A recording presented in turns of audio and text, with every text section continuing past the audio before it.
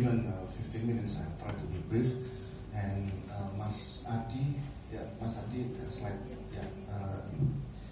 apologize for not setting in the form of PPT. Just not this one, the MS Word. Yeah. I also use this from Pak Dumairi, but later on. I try to speak for within the time. Allow me to stand up.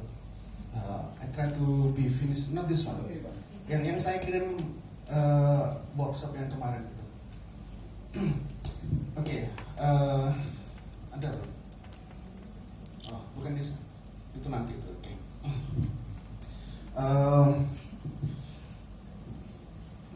While waiting for this one, I try to start that we in Erlangga we start our department in 2004.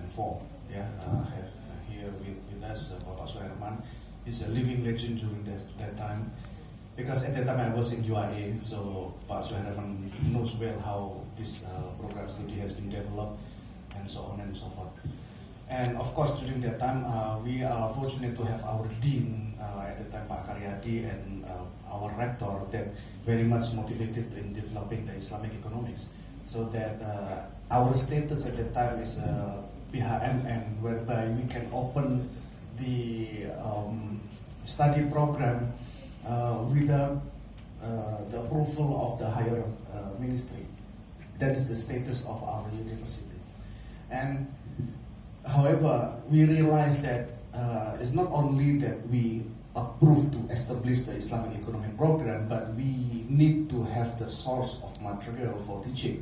So that's why our dean at that time was sending some of the lecturers to UAE to sit in and then to get the materials and so on and so forth. So that alhamdulillah, now we are having the important course material. Of course, along the time,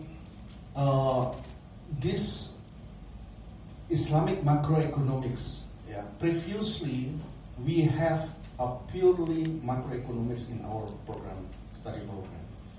However, when it comes to the curriculum revision, many input has been suggesting that, okay, we need to adopt a new things like data, big data, and so on and so forth to catch up with the current environment nowadays.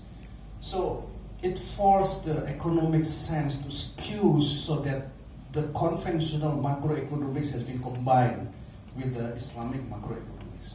So that's why in combinations, in here in the Islamic macroeconomics, the combinations from the purely economics as well as the Islamic, yes, this one.